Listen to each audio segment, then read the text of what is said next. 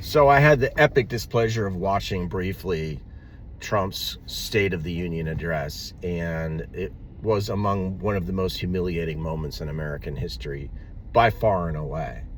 You know, because the awesome responsibility does not dawn upon that buffoon that this country is anything other than his vehicle for his own ego, and that representing all of us is his job. And exactly how the Republicans came to a place where they turned into such a bunch of traitorous, vile snakes willing to tear apart our country for their own personal gain, it's hard to know.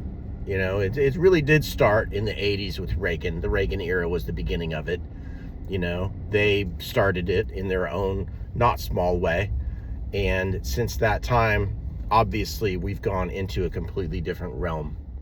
You know, and all of the, you know, the historic duties that would fall upon somebody, you know, I mean, it's in our cultural memory.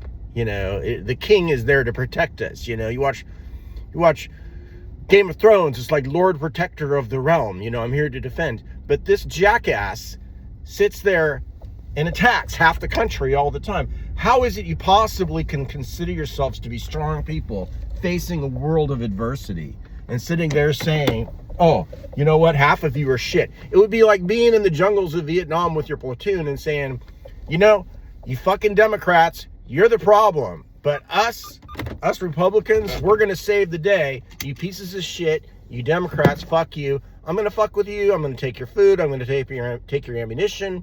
I'm gonna do all of these things to make your life more miserable. We're all in this together.